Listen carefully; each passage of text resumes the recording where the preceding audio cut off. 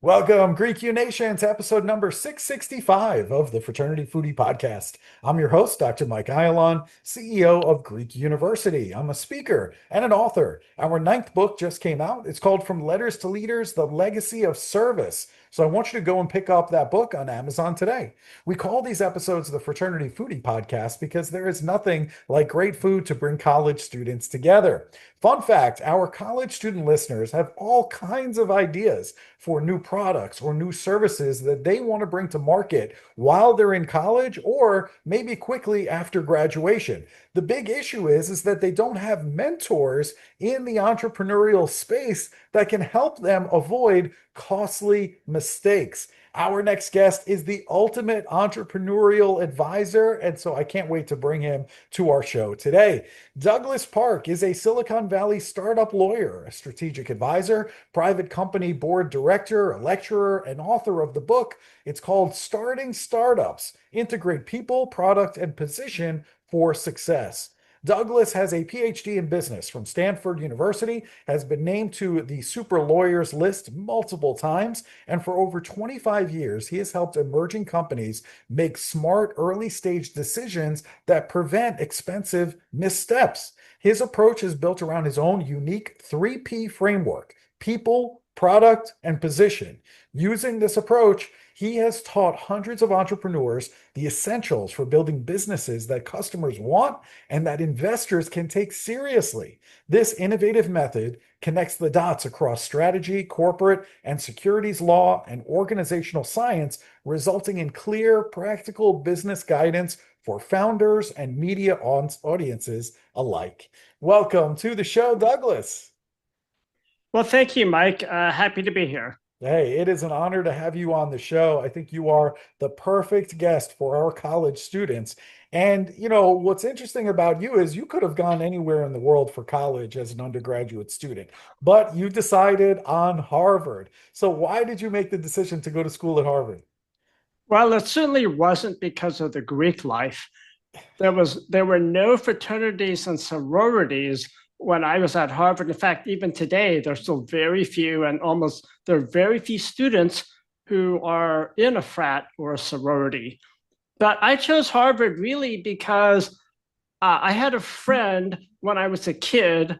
He was an older guy. He went to Harvard, and I didn't really know what Harvard was, but I just said, hey, I admire him. I like him. I want to go to the same school. So that's how it happened. Well, fortunately for me, Harvard happens to be a really good school across pretty much every subject area. It provides great opportunities for students, and it was a terrific experience for me. Yeah, well, that is fantastic. It certainly is a great school. And since you're in the legal profession, interestingly enough, Harvard really wanted to keep out a lot of the single sex or student organizations on campus. And it was actually the North American Interfraternity Conference that sued Harvard and said that, hey, you have to allow fraternities and sororities on campus. And sure enough, the fraternities won. So it's really interesting to see how all of that played out.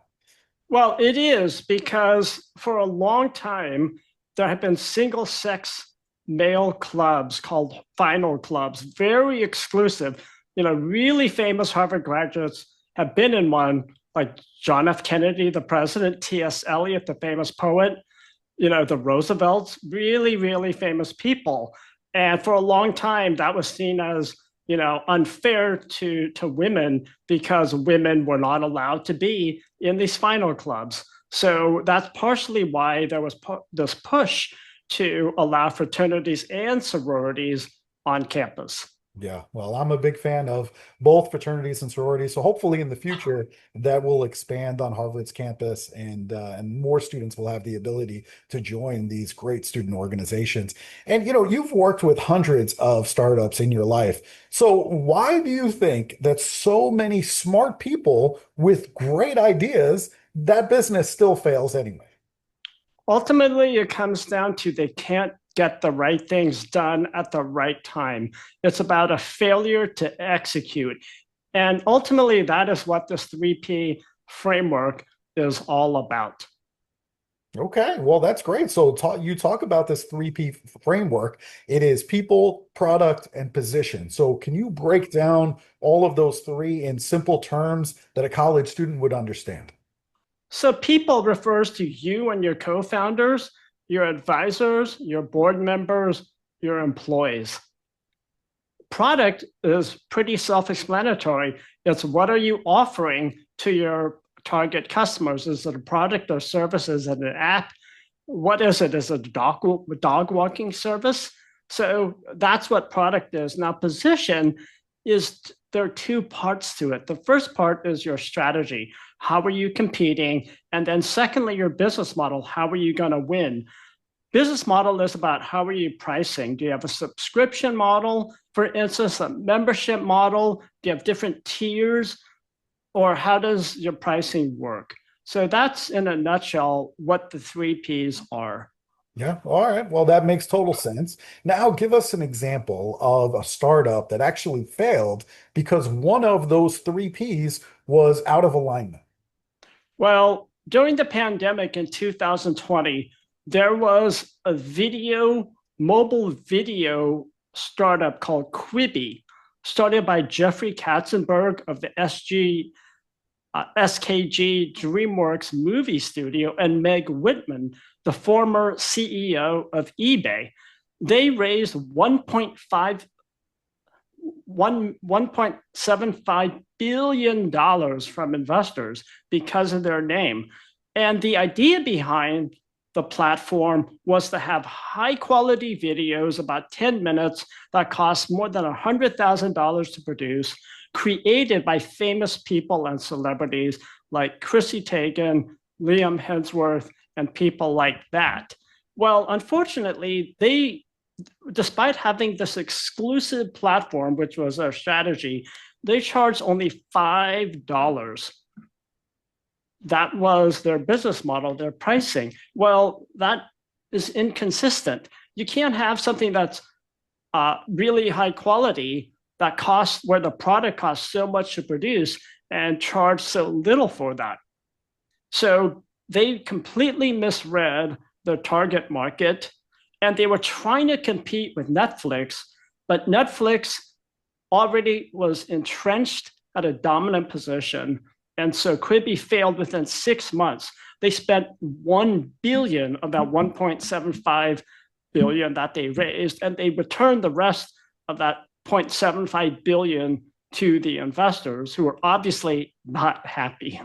Yeah, I'm sure the investors were incredibly upset that it went down like this. And that business model doesn't seem to make a lot of sense to charge $5 for something that costs as much as it does to produce.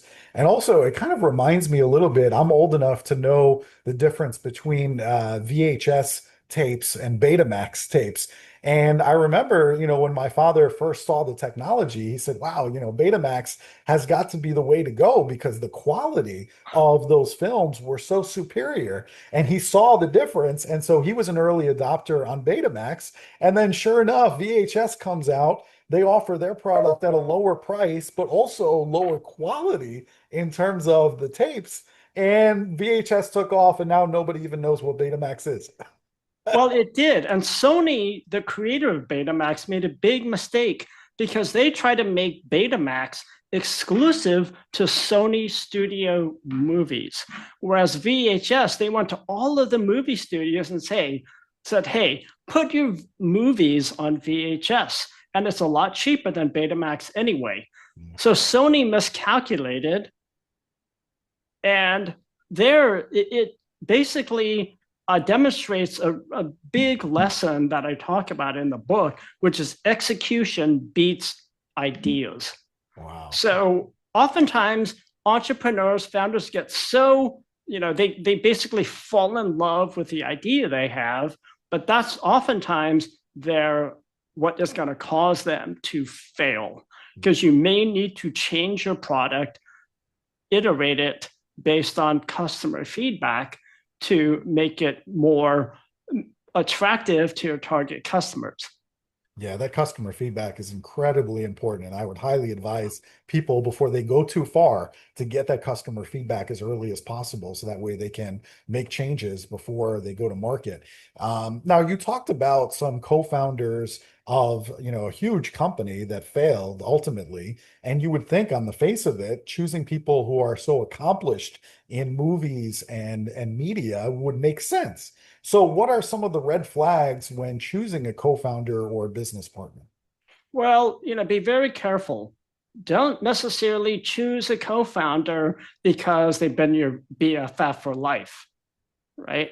So, just because they're in your frat or your sorority, that doesn't make them the ideal co-founder, even if you think you know them really well, because you spent time living together, hanging out together.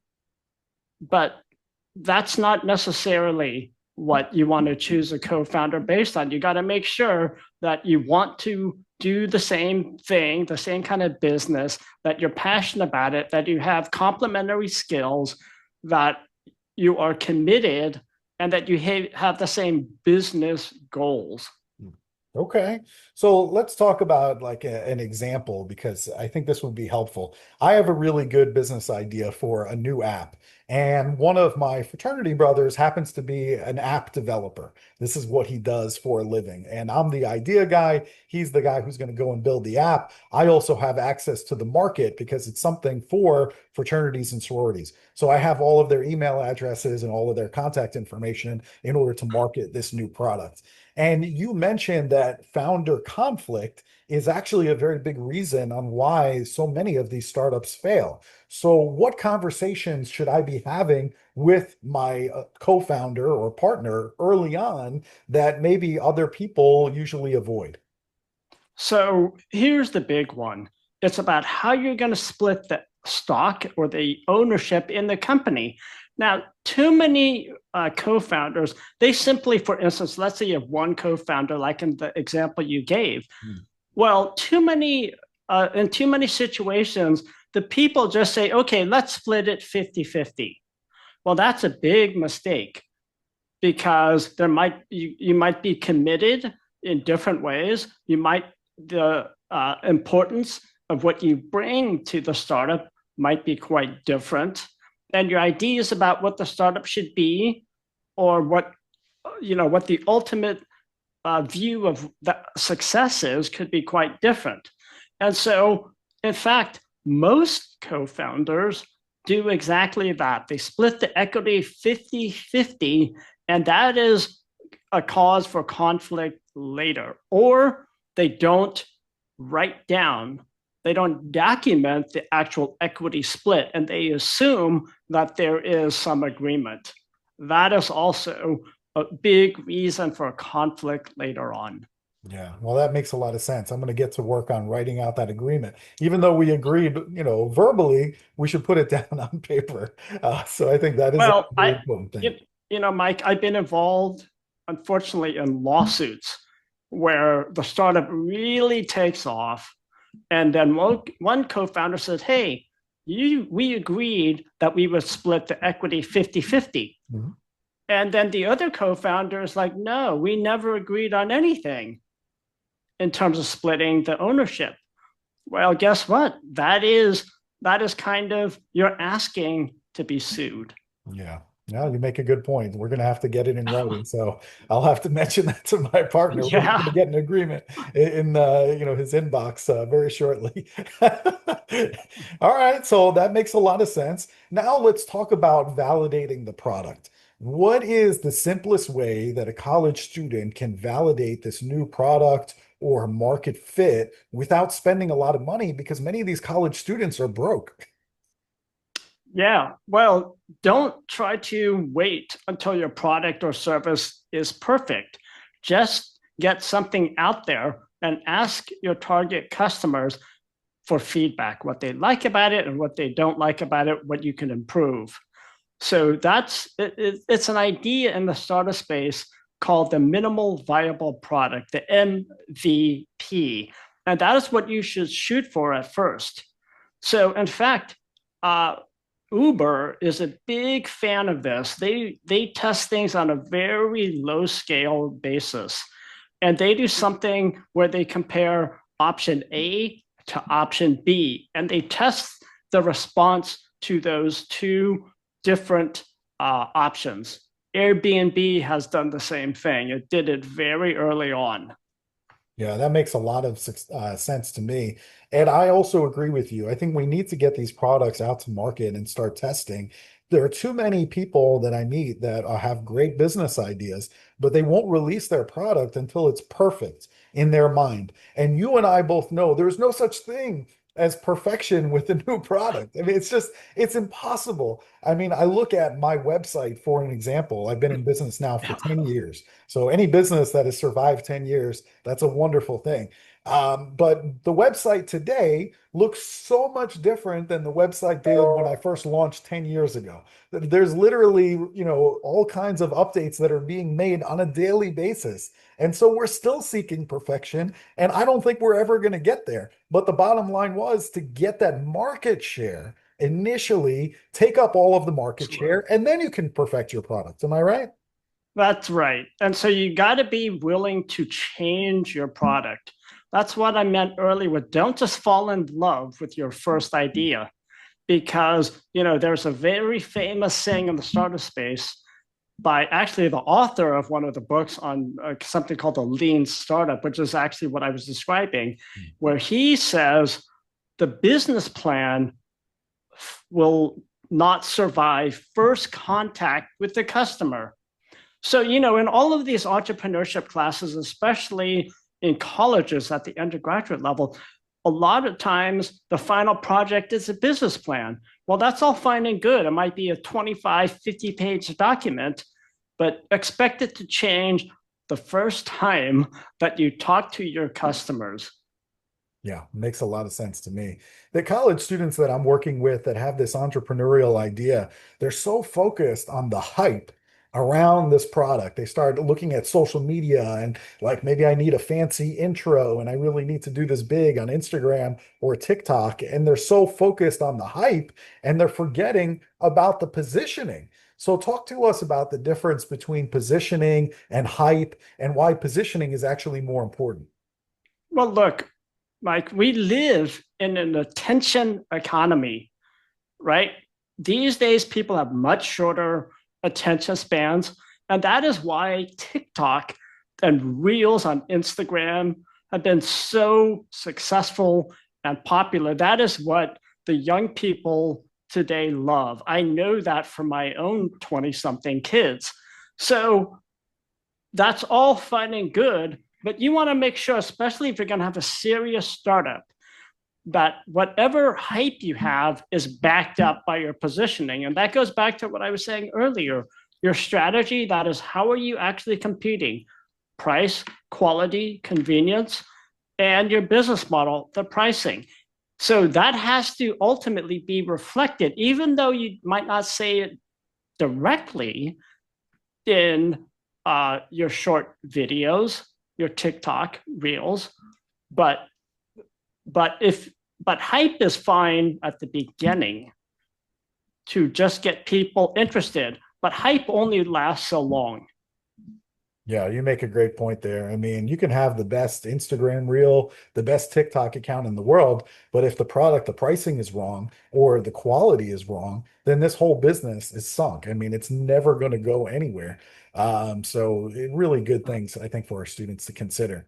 You also talk about artificial intelligence, and this is really creating what you call a gold mine for startups. So why do you actually believe that this is the best time ever to start something? Well, we're still very early on in the AI economy. That's why there are still a lot of opportunities. I mean, look at the number of AI startups that you never heard of that are popping up every day that I see in my LinkedIn feed, that people email me about, call me about, DM me about. It's just shocking. And a lot of these will fail, but there's so much opportunity right now. And what AI does is it makes it easier and cheaper to start a startup than ever before. Yeah, totally agree with that completely. As a matter of fact, that new app that we're developing, we're really running it through AI, and AI can just do amazing things when it comes to coding, and they can Yes. get things done on autopilot, and then we can just come back and check to make sure that everything was done properly. But the AI doesn't make any mistakes in the coding. I mean, it's absolutely incredible what it's able to do, and it can do things in a fraction of the time that it would take a professional coder to do. Well, that's why, these sometimes parents come to me, high school students, even college students come to me asking me, what should I study? I say, well, you shouldn't really study comp sci because you're going to have a very hard time getting an entry level job these days Yeah. because the tech companies, they're hiring very few CS majors. And that's unfortunate, but that's reality. Yeah, yeah, it really is something for us to consider. Now, a lot of the students that I'm talking to today, they're very concerned. They feel that artificial intelligence could ultimately take their job. So, how should these college students be thinking instead? So it's interesting. Right now, a lot of people, even in the AI space, are saying study the social sciences and humanities because that is what you will need to, that will prepare you and give you the skills you need in the AI economy that will help you with your emotional intelligence, your social skills, and your ability to see very broadly instead of just in terms of one very focused technical area. So even if you're a STEM major and hopefully not CS, you should still study, you should still take some classes in things like economics, history, philosophy, psychology, sociology. Mm, that's all really good points. I like that a lot. And I like the fact that you talked about the social skills. I do think that that is something really, really important, and that's what's going to be more important than ever in this new AI economy. So, how can students use this fraternity and sorority experience, the social skills, the network that they belong to? Sometimes they might be fraternity members with 100,000, 150,000 members around the country. So how can they use all of these pieces as a competitive advantage? Well, as a member of a fraternity or sorority, you have a built-in network, as you just said. I mean, it's huge, right? I mean, not only on your own campus, but campuses around the country. That's a big advantage. You have a leg up on other college students because there's already a built-in bond as a brother or sister member of this fraternity. So in the future, as and here's what I'll say. I think, unfortunately, I think emotional intelligence and social skills are going to tend to deteriorate in general. And I think, but that also means that those who have those skills and those who could use those skills with real life people are going to have an advantage. So think of your fraternity or sorority as a ready-made advantage.